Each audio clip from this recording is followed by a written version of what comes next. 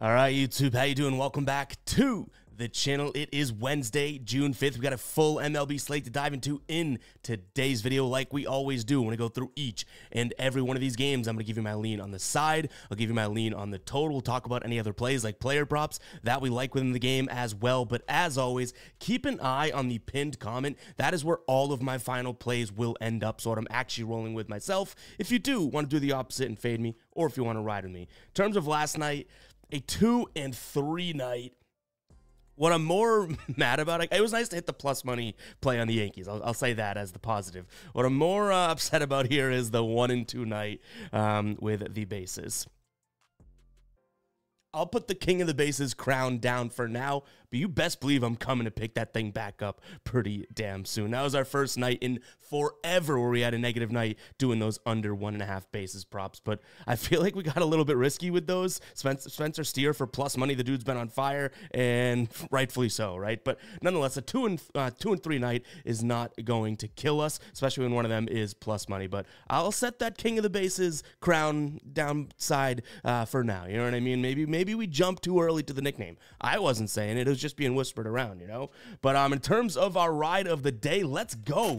Coming in from Bounty at Ryan Pepe Le Pew Pepois over at 16.5 outs. He ended up pitching six innings, 18 outs, so he crushed that line. And I liked what we did there. We did the most liked ride of the day comment I'll ride with. So when I picked it, I saw which comment had the most likes. You can see he got a bunch of likes there. And Bounty cashes. So now we're going to look to see what Bounty rides with today. If you guys don't know what the ride of the day is, it's simple. All you have to do is use that hashtag ride of the day in the comments along with your favorite play of the day. And then I jump on board with one person's pick, give you a shout out in the next video, win or loss. Also over on my Twitter if you want to follow me there at EvGuyBoston. And yeah, if you win, we continue to ride with your pick. If you lose, we got to talk about it. We might drop the womp womp on you with the soundboard, but all good stuff. So shout out to Bounty for the dub yesterday. And real quick, guys, before we do get into these games, I got to let you know we are going on yet another trip. We're flying out to the West Coast for a wedding. So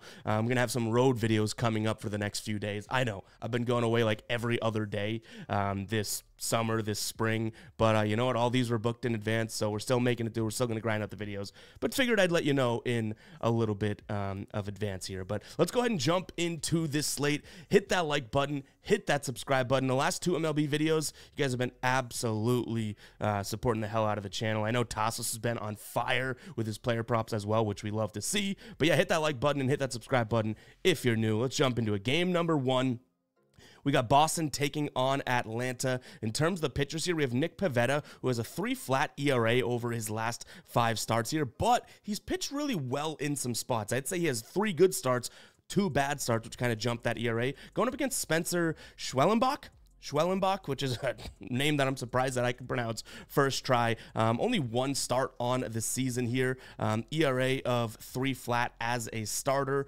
Pitches against lefties really well, though, so I'll give him a little bit of credit there. Not so much righties, but there is 6 lefties in this Boston lineup, so definitely worth considering. But overall, I do think you're getting the Red Sox at a decent price here for what I would consider a massive pitching advantage. Maybe I'm a little crazy here, but I do think Pivetta should be able to pitch a little bit better than Schwellenbach. Now, the one concern I'll say is that Pivetta's track record against this Braves team, not all that great. And he has a big sample size, 153 in terms of plate appearances against, 275 average, 371 WOBA, an expected WOBA of 382, expected slugging of 578. So it's not all that great. I understand it. But again, I don't think that I'm going to roll into tonight backing a guy with 1 start on the year. More innings, but small sample size nonetheless. I think I'm just going to trust what we have going on here with Pivetta, who hopefully, like I said, he's pitched better baseball, more good baseball than bad baseball as of late, but he does have some blow-up starts. Just hoping he doesn't have one of those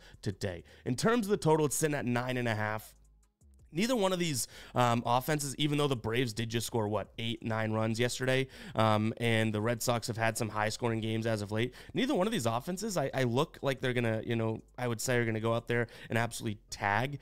So I think this could be like a 5-4 game, which in my brain would be kind of high-scoring, but stay under that number. So I'm going to lean towards the under, but keep an eye on the pinned comment to see if any final plays come out of this game. sometimes it's okay to go out there and try and target pitchers with, not many starts under their belt or something like that, right? But overall, like, this is still kind of a weird matchup because Pivetta, like I said, has had some issues in some games lately. So it's a coin flip for a reason. The books have this pegged as a pick'em, so you know what? It's probably more of a pick'em, so maybe it's not the best spot to deep dive. All right, Houston taking on St. Louis here. On the mound for Houston's going to be Ronel Blanco going up against Miles Mikolas here. Ronel Blanco's last start was not all that great. Definitely one of, if not his worst of the year. 4 2/3 pitched. It's probably the second worst compared to the one where he got ejected after like 2 innings, right, for a foreign substance. But 4 2/3 pitched, 1 home run, 4 earned runs, 6 strikeouts still. Miles Mikolas been kind of consistently giving you, I would say, 5-6 innings of 3 earned run baseball as of late, and that's not necessarily the type of baseball that I want to trot out against the Houston Astros, who offense is obviously a scary offense here, and especially in this series. 7 runs, 8 runs so far. They're getting to the starters. In terms of Mikolas' last 3 starts against Houston, now we're dating back years, right? We're dating back almost a decade to get to that 3rd one, so take this for what it's worth. I'll get more recent in a second. But averaging 4 2/3, 8 hits allowed, 5 earned runs, and averaging a home run let up per game. 2 of those starts are way back, right? So if we look at a more recent start, which was last year, just under a year ago, Houston taking on St. Louis, 5 2/3, 7 hits, no home runs, which is great, but 5 earned runs through that stretch and 3 walks. So I don't think that Mikolas is going to be able to have the biggest of success here. And you can see that line at -175 on the graphic. It's actually outdated. You can get this on MGM right now for -160, and I don't think I'd play it beyond that, but I don't mind Houston today. If you want to go a little bit more ballsy, +125 over on Caesars for -1.5 on the run line. Don't hate that either. The one thing I will say is that this is a St. Louis offense that coming into this series was, playing really, really well. And now you're looking at a team that just kind of quieted down, but even their quiet was 4 runs, 5 runs so far in this series. So there's something to be said for the fact that this could be a type of game where St. Louis just doesn't get swept, right? But to me, there's not enough there to get to that side. So I will lean towards the heavy favorite Houston. But if we can get him at -160, it could be a spot which we consider here. In terms of the total, I just mentioned it. Both these offenses, pretty good. Even St. Louis has been carrying their weight in this series, though they haven't kept up with Houston. 5 runs, 4 runs. I'm going to lean towards the over here. Screw the fact that we're looking at Ronel Blanco, who could, go out there and pitch really well like he has. Miles Mikolas' numbers against this Houston team just do not strike me as a spot, or doesn't strike me as a spot to be able to even kind of trustworthily, is that a word? Trustworthily consider an under here. So I'm going to lean towards the over as well. All right, Colorado taking on Cincinnati, and I honestly kind of tried like hell to get to Colorado's side here in this one because I think that, this yesterday's game, I guess, a little bit closer than obviously game number 1. And Graham Ashcraft has just not been pitching well. He's pitching like his doppelganger, Graham Ashcraft. So it's kind of tough. He's got a 3.4 ERA over his last 5, which doesn't sound terrible, but he just has not been pitching well compared to Dakota Hudson, who I would also say is not a stud out there, but at the very least, he's got a 2.4 ERA over his last 5 games, so you can make the argument that he's starting to pitch a little bit better here, but I just couldn't get to Colorado. I can't trust Hudson, especially at home, and I keep saying this when we talk about these Colorado pitchers, I know that, it's almost like a curse to be a pitcher in Colorado because your home games are going to have some inflated numbers from a batting perspective, right? But overall, when it comes to the offenses, I'm going to trust the one that has been, I guess, kind of cooking. 13 runs in game 1, 4 runs in game number 2. They've literally 4x'd Colorado's runs in each of these games. So I'm going to lean towards Cincinnati. I think you're getting, yet again, a decent price, -125 right now. Can't hate that. I just kind of do worry a little bit about Ashcraft, who 27 plate appearances against a super small sample size of the current guys on this Rockies team. 11.1 K rate. That's not all that great. He does have on the road a near 20 K rate this season, so sure, that's a little bit better. But 280 average against, an expected average against of 288. The WOBA down to 313, not terrible. But Hudson, similar sample size, 23 plate appearances against. He's got an average against of 524 and a WOBA of 550, 547, and the slugging at 370. So both of these pitchers could and should struggle. I'll take the offense that's a little bit more consistent. The last 30-day numbers actually may make you lean towards Cincinnati, but just overall, I don't think that I'm trusting these Colorado bats. So give me Cincinnati again in this spot. We almost pulled the trigger on them yesterday. Didn't get to it, but overall, I don't mind that. The total's at 11.5. There is wind blowing in apparently here, but obviously you still have the altitude. I'm going to lean under because we saw, a 4-1 game yesterday, and even if this game is like 6-5, or say it is lopsided again, and it's 8-3, right? It's still an under game, so I'm going to take the under in this spot, or at least lean towards the under, but keep an eye on the pinned comment to see if there is anything that we end up rolling with here. In terms of player props, I do have a couple that I like. One that I wish we ended up rolling with yesterday, but we did not end up pulling the trigger on. But you know what? I don't know if we get greedy or if it bites us in the ass because we missed it one day and pulled trig the next. Looking at Ryan McMahon here, under 1.5 bases. Guys, I'm still coming for that king of the bases crowd. I know I put it down, but still going to come for it. He's going up against a pitcher in which he has 3 plate appearances against, nothing so far, and against right-handed pitchers, which Ashcraft is, his average drops about 30 points. So could be a decent spot for him today overall. Also, don't mind Eloise Montero's under in bases. Similar story with him, but overall, I just do think that these are 2 good spots. But what do I keep telling you guys? When you're taking these Colorado under in bases, sometimes you can get screwed. A single turns into a double, and all of a sudden, poof, there goes your play, just because that ball may carry, 10 feet farther or something like that. But those are player props that we're looking at in this spot. Keep an eye on the pinned comment, like I tell you a million times during the video, to see if we roll with those.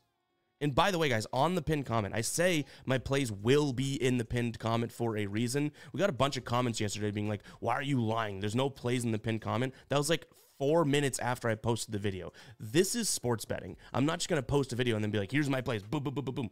I'm betting my own money as well. You know what I mean? I'm going to put those plays in when I lock in the plays and when I feel comfortable locking those in. You could check back and check the pinned comment. That's all great. But I'm also giving you every single lean I have on every game throughout the video. So let's not act like I'm not giving any plays or any information to anyone, right? Those pinned comments are what I'm actually rolling with myself and what I feel the best about. So if you're not patient enough to wait for those, just watch the video and you'll hear a few plays here and there, I got so many comments being like, you're lying. There's no plays in the pinned comment. It said final plays, check back in a little bit, still working, something like that. It's like, I'm telling you that they're coming. It's crazy. All right, next up, Arizona taking on San Francisco here. We have Jordan Montgomery on the mound for Arizona, going up against Jordan Hicks for San Francisco. Jordan Hicks has been pretty good. He's also looked decent on the road here. And Jordan Montgomery, battle of the Jordans, I wouldn't necessarily say that he's been on absolute fire. He has more. Last 5 starts, we use that as a sample size. I'd say he has 2 bad starts, 2 good starts, and then 1 mediocre. So he's been kind of all over the place. This is a San Francisco team that over the last 30 days is batting lefties really, really well. Jordan Montgomery is a lefty, and you have an Arizona team that's just mediocre, I would say. Maybe slightly better than mediocre against righties, which Jordan Hicks is a righty here in this spot. In terms of what we have from sample sizes of them facing off against one another, actually pretty good. So Jordan Montgomery, I just said all that about him struggling, right? But in 82 plate appearances against in his career, he's got a 184 average against, an expected batting average of 227, a WOBA down at 292. So definitely some numbers to write home about there, but they're fairly similar for Jordan Hicks. So, any sort of advantage you think you want to give Jordan Montgomery, Jordan Hicks still has that. He only has 60 plate appearances against compared to the 82, but 122 average against, 221 expected batting average, and a WOBA at 312. So, I do think that both these guys should have maybe kind of sort of somewhat success today, but I'm going to lean towards the underdog in the Giants. I think they have slightly better offense, and I like their pitcher today. Now, their bullpen, neither one of these bullpens I really like, so I don't mind if you want to roll with full game, kind of thinking that, well, the Giants and Arizona bullpen both are not all that great, right? But to me, this could also be a spot in which you consider a first 5. But Arizona's bullpen, they used everybody yesterday. So it could be a full game spot, especially for the plus money here for the Giants. In terms of the total, like I said, I don't really see I think both these pitchers could have a decent day, especially Jordan Hicks. So couple ways that I would lean this. Arizona team total under. If if we're big on the Giants and we don't want to suppress them to having to score less than a certain amount of runs, that could be a move. But I also really don't mind the under overall either. So I'm going to lean towards the under. I think I might like Arizona team total under more. And then that's also a way that we could probably end up just backing the Giants without having 2 plays on this game. In terms of a player prop, I have a couple here. We have Jock Peterson of the D-backs here. I like his under 1.5 bases. I know we're still in the bases trenches, and it's like I got blinders to other props. It's a long season, guys. We're in a little bit of a mood right now, right? I like his under 1.5 bases. So the pitches he should see from Hicks is going to be the sinker, which his WOBA drops, the splitter, which his WOBA does go up, and then the slider, in which his WOBA drops. So 2 of the 3 pitches he should see, he should struggle against. He has 8 plate appearances against Hicks here, has yet to get a hit. I think he walked 1 time, which would not count as a base. So I don't mind this spot whatsoever. I just hope that Hicks can kind of keep it together. His extra base hit percentage as a pitcher drops significantly against left-handed batters, which is really what we're looking for here. Next is going to be on the other side of the ball. We're looking at Jorge Soler. We're looking at his under 1.5 bases. Similar story. 2 of the top 3 pitches that he's going to see, his WOBA does end up dropping. I worry about Jordan Montgomery, though, being able to give up kind of a big extra base hit. So if I had to rank these, I'd probably like Jock Peterson more than Jorge Soler, but still 2 player props that I'm strongly considering. And speaking of player props, if you are not on the Sleeper app yet, you are literally missing out on what I would consider at this point in time the best DFS player prop app out there. It's amazing, guys. I have a link in the pinned comment. You're going to get this Dylan Cease free square as you new users, 0.5 strikeout, so it should be free. You're also going to get 100% of your first deposit matched. I literally use this app on the daily. If you're following me over on Instagram or TikTok, which both of those will be rotating through here, you'll see me posting these slips all of the time. I really do love this app, and I mean it. I stand by it. If I'm telling you go download it and check it out, I mean what I say. I'm sure that you'll like it. If it's available in your state, sign up for the Sleeper app. It's a player prop app. All you have to do is combine 2 or more player props into a slip. The more you get right, the more you get paid out. You can literally get paid out 100 times over on Sleeper. Is that going to happen every single time? No, but what I love about them is each and every one of their plays, you can see kind of signified by the arrow in the circle there, each of their plays has its own multiplier, so they don't just follow like a fixed payout structure. 2 for 2 pays this, 3 for 3 pays this. No, each and every play you throw into your slip will impact the payout, and it's dynamic. So go ahead and check it out, guys. Again, link in the pinned comment. It's also in the description of this video if that's easier for you. You get 100% of your first deposit matched, and you get that Dylan Cease 0.5 strikeout today as a new user. So go check it out, guys. If it's legal in your state and available in your state, I don't know why you're sleeping on Sleeper. Pun very much intended. Go check it out. All right, let's jump back into the rest of the games here. Actually, real quick, we're also posting Sleeper picks in the Discord and whatnot too. We have a Discord of over 7,000 people, completely free to join. I'm not one of those people on YouTube here that's having someone join the Discord, get premium plays. No, no, no. We have a free Discord. It's literally just a big group chat, over 7,000 people in there talking about their plays for the day. That link's also in the pinned comment, or excuse me, I'll put that in the pinned comment, but also in the description if you guys do want to check it out. I rarely plug the Discord, but it's an amazing, amazing community in there. So go check that out as well. If you want to just talk shop with a bunch of people of like mind, go ahead and check out that Discord. Again, completely free. Like nothing in the Discord's paid, VIP or anything like that. No, it's just a big ass group chat. Next up, we got Washington taking on the New York Mets here. Patrick Corbin on the mound are listed to go for the Washington Nationals. Going up against here, Luis Severino. Now, we should have some really bad rain here. In fact, I've seen that this may be something that, could get postponed or something. I think it's like 100% chance of rain, something like that, right? But overall, we do see what I would say is a pretty damn big pitching discrepancy here. Patrick Corbin, a fadeable pitcher right now. Luis Severino has had his ups and downs, and he's kind of on a down right now. He only has one real good start in his last few. Patrick Corbin actually coming off of one of his better starts of the season, even though he got no run support in that game. 6 innings pitched, 2 earned runs, 5 Ks, still walked a few.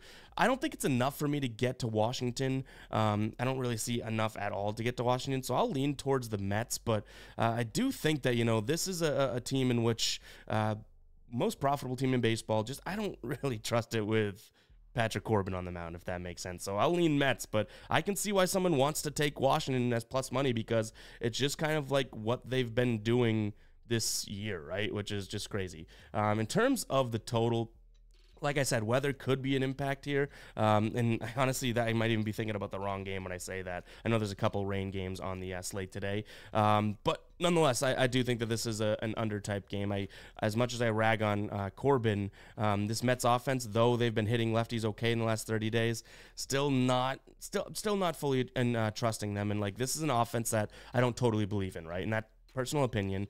8 runs and 6 runs so far in this series. Like I'm sensing a little regression from New York. So I'll also lean towards the under here. In terms of player props in this spot, nothing really jumping out off the page to me overall. I would look at maybe both pitchers over 1.5 walks allowed. So both of them to throw 2 walks here. Severino, in terms of doing it on the season here, well, 8 of his last 10 starts. On the season, 8 of his last 11. The only time in his last 6 starts he didn't do it was last start against Arizona. I think that could be a good spot. And you're getting good odds for these two as well. Patrick Corbin, on the other hand here, 75% of his games, so 9 of his last 12, he has thrown at least 2 walks. My one issue, this is not a Washington team that, walks as an offense all that much. And same thing with the Mets. So are the offenses going to hinder these guys here? Not sure. But both those plays could make their way into the pin comment, maybe like a quarter or half unit type play. All right. I realize this video is moving along fairly slowly because we got a lot to say today. But you know what? Apology. We'll try and move through a little bit quicker, so we'll keep the pace up for the rest of the video. We got Philadelphia taking on Milwaukee here. We got Aaron Nola going up against Aaron Ashby. This one is one where I can envision us kind of jumping back to what we've been doing, or what we had been doing, looking at Philadelphia on the first 5. The money line is not really going to get you there, so that's not going to be a play. But in terms of a first 5 run line here, minus 0.5 or minus 125 over on ESPN. I do think that could be a good spot there. So Philadelphia on the first 5, trusting Aaron Nola as well as the offense, and they've just kind of been really good in this series so far in terms of just scrounging out these wins. A 3-1 win, a 2-1 win, that type of thing. So yeah, I'll lean towards Philadelphia on the first 5. I already feel like I'm talking 3 miles a minute. In terms of the total, I don't mind the over here. Aaron Ashby on the mound for the Brewers hasn't looked all that incredible, or I shouldn't even say that with a really, really small sample size of just one start here. But in that one start, he got shelled by Cincinnati. So Philadelphia should be able to go out there and do their thing as well. So give me the over in this spot, but maybe it's a Philadelphia full game team total over that makes its way into being a final play more than the full game total. All right, next game, we got Cleveland taking on Kansas City. Starting for Cleveland is going to be Nick Sandin, I believe, but the actual primary pitcher should be Logan Allen. Going up against Brady Singer, who has had a good year, but has definitely struggled on the road. This series so far has, or I guess, one game in, has been Cleveland 8-3 win yesterday, but Kansas City did win in the first 5, which is something that we liked yesterday. They kind of came in with a fourth inning and fifth inning, kind of solidified that. I think that I'm going to lean towards Kansas City yet again here, but it's not going to be a full game play, just like yesterday. Like this is a Kansas City bullpen that you can't really trust, and it's a good Cleveland bullpen. So you kind of look at this and say, well, if you're going to bet Kansas City for the plus money, you might want to look at them on the first 5, and that's what we're going to do. So we'll see how many innings Sandin's going to give us, but Allen should be the primary pitcher after a couple, and I like Kansas City against a lefty here. So I'll back Brady Singer, even though he's had some rough starts on the road. But this is a Kansas City team over the last 30 days, the #1 average and WRC plus against left-handed pitchers. They should be getting to Logan Allen at some point if Sandin gives them, just kind of an opener type of a play here. Just like I said with the fact that, we're looking at a first 5 for the money line, I also don't mind a peek at a potential first 5, I guess, over, just because I think, whether either team kind of gets to the starters early, getting over like 3.5, 4.5, I think could be the move here. But that Kansas City bullpen's good, so I don't really want to sit here. And they did, trot some guys out yesterday, but they had the day off before, so I think that they should be okay. You never really want to, bet on a full game over, in my opinion. If one team, you can almost count on shutting down the other, right? So first 5 over could be a spot too, because I think Kansas City, the way that they, win the first 5 is by scoring, say, 3-4 runs. So that should make it over 4.5. fairly, reachable in a sense. And I got a plus money player prop for you. Brady Singer under 5.5 hits allowed. The last 2 times he's played Cleveland, he's gone way over this, 13-8. But on this season so far, he's hit the under in 82% of games. So you're giving me a guy that, yes, maybe he doesn't fare all that well against this team, but in 9 of his 11 starts, he's gone under this line, and you're giving it to me for plus money over on Caesar. So definitely something I'll consider. But again, you got to keep in mind the fact that, yes, Cleveland has kind of hit him up. Pittsburgh taking on the Dodgers here. Pittsburgh winning 1-0 yesterday, and now they have Skeens going up against Paxton, who Paxton hasn't really had the best of starts. He had a really good, actually not even, I think he left after a few innings, right? Last game, but he's got a 1.8 ERA in his last 5 starts, so give him a little bit of credit there. But in Skeens, 4 starts here, he's been looking pretty good. He's got a 1.5 ERA, so in his last few. So I do think that this is a spot in which, Skeens could again kind of give Pittsburgh some sort of an advantage, but you look at the odds and it's like, where's the price, right? Like, they're favorites in this game, and you're like, okay, well, that means some guys probably aren't playing, right? It's a getaway day. Mookie, Shohei, Freeman, Smith, Hernandez, like all the guys are listed in the expected lineup right now. That being said, maybe this is a spot in which, those guys are going to sit. They fly to Pittsburgh after, or no, they have another game, I believe, I'm not mistaken, against Pittsburgh. So this is even a getaway day. I don't think that it's worth taking a chance on Pittsburgh here, even with Paxton on the mound, if you're getting plus money Dodgers. So I'm going to lean towards the Dodgers here.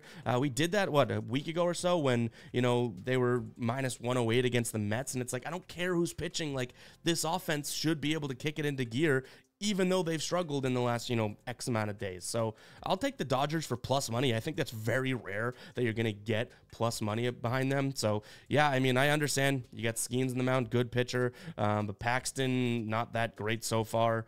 But the bats, should be advantage Dodgers. So give me them on the money line for plus money. Again, it's just crazy to think that you're getting that price. In terms of the total, I guess I'll lean towards the over. I could see this getting to 9 runs.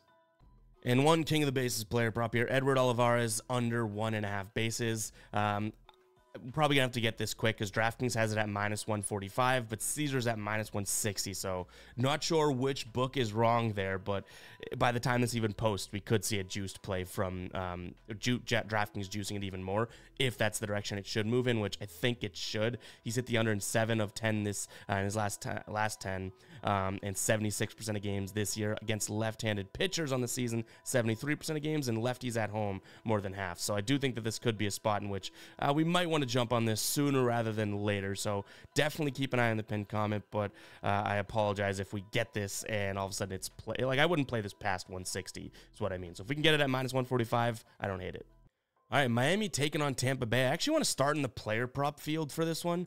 Zach Eflin over 14.5 outs. I wonder if I'm missing something here because he's hit this in 10 of 10 starts this season, and it's going up. He's going up against Miami, who I'm not necessarily like terrified of. Right, last time he pinched against Miami, he had 19 outs. Their bats are, they get on base against righties in the last 30 days, but everything else, scoring runs, power stats, like not all that great. So I think that this, and they have a lot of lefties in the lineup, which is the side that he pitches well against. So I'm going to lean towards Eflin over 14.5 outs as my first pick, but something in his strikeout line is at 3.5, which is also something that, well, he hasn't done that actually as of late, so maybe that makes sense, but 7 of his 10 starts this season. That outs line is kind of, I guess I would say, peculiar to me if I were to use a nice vocab word. So I'm going to lean towards that as my almost main play in this spot. In terms of money line, I'm going to lean towards the Tampa Bay Rays here as well. They've definitely looked like the better team. I know Miami got off to a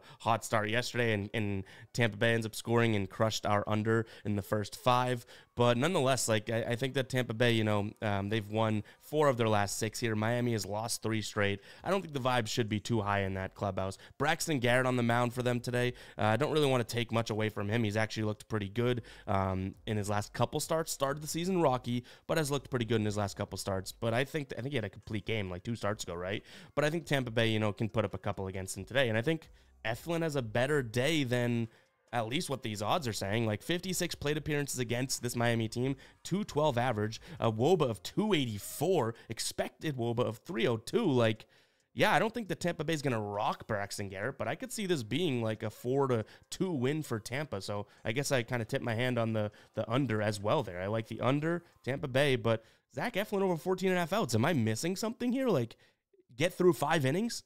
I don't know. Maybe I'm the dummy in the room. Fill me in the comments if I'm absolutely missing something.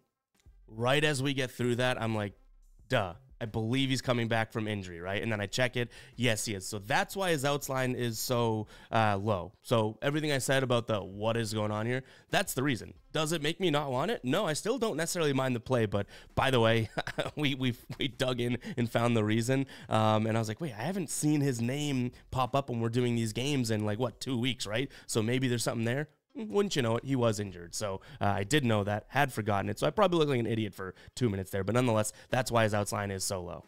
All right, Yankees taking on the Twins here. Rodon on the mound for the Yanks, going up against Chris Paddock.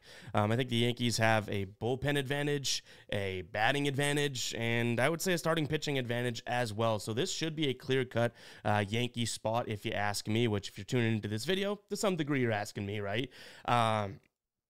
And yesterday, I think we're going to do what we did yesterday. Yesterday, we liked the Yankees, right? But we didn't want to pay that big price tag, so we took their over 4.5 runs, which it took till the end of the game to get, but that cashed, right, for plus money. It's not plus money today, but I still do like it. Minus 110, looking, actually, over 4.5 is minus 105 on Caesars. So over 4.5 runs for the Yankees, I do like. Again, you're kind of getting by doing so, you're getting the Yankees money line in my way, but it's kind of a beat around the bush way of doing it, because if the Yankees score 5 runs, I think they win this game, but instead of paying that minus 180 price tag, you're getting it at minus 105, if that makes sense. And that's obviously a strategy in a way that I would encourage you guys to kind of think about it. Like, how do you predict the game go? If you like a favorite, right, a heavy favorite like this Yankees team, how do you predict this game going? Do you think the Yankees really scrounge out a 2-1 win, or are you betting on the Yankees in your brain because you think they're going to have a good offensive day? If it's the latter and you think they're going to have a good offensive day, check out their runs. You know what I mean? Like, you can go out there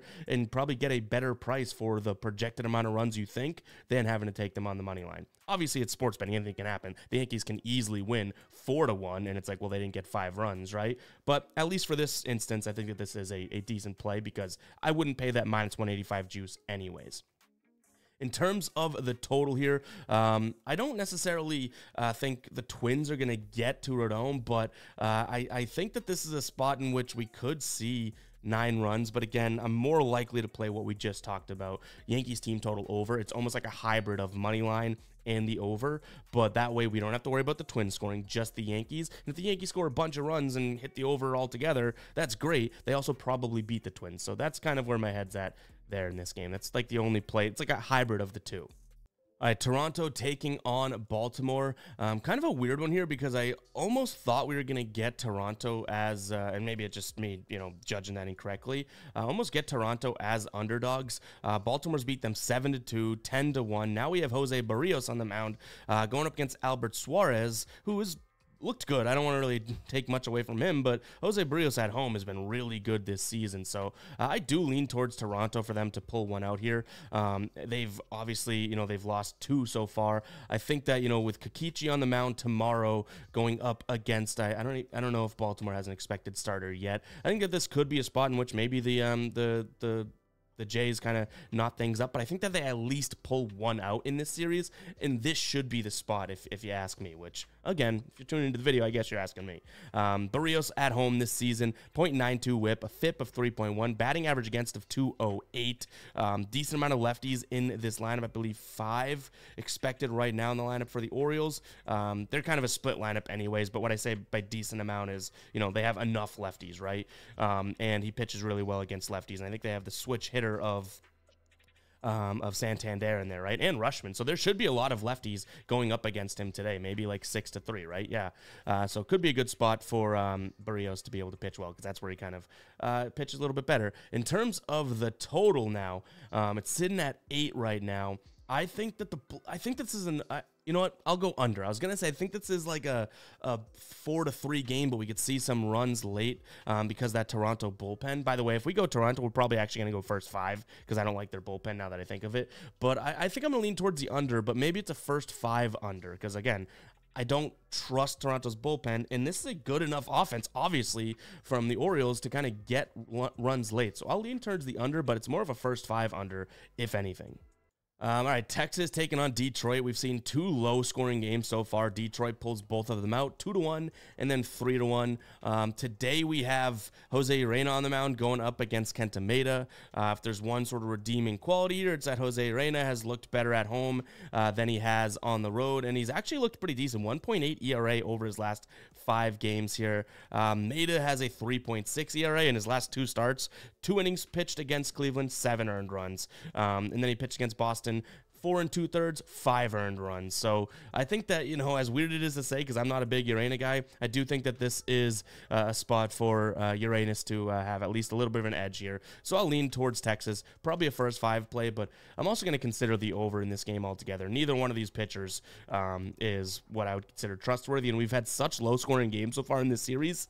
I think that, you know, they pop up and say, hey, what's going on here? And score some runs today. You know what I mean? Something a little bit different than we've seen. But not my favorite spot overall. Not my favorite matchup on the day. All right, Chicago taking on Chicago here. Yesterday's game, barn burner, 7-6.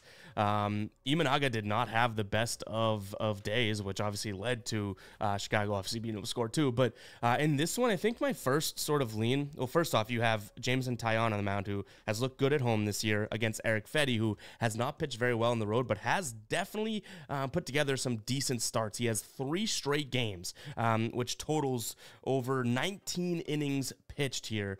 19 innings, yes, of scoreless baseball. So I do think that there is somewhat of a chance here that Fedde can put together a good start. So I immediately jump to the under. Kind of an uncharacteristic, in my opinion, game yesterday for a 7-6 game.